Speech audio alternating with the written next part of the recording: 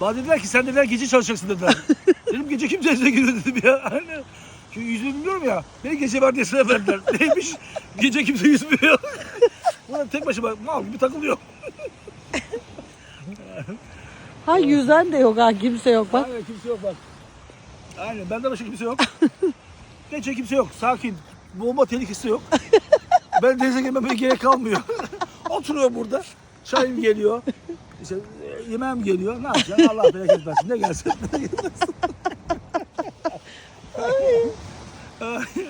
Belki denizden göçmen gelirse artık bilemiyorum. Göçmenleri gözlüyor bunlar geliyor.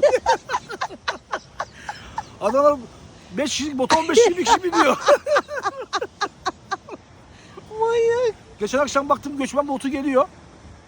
6-7 tane kadın var, 10-15 tane erkek var. Erkekler dedim boş verin dedim, kadınları kurtardım.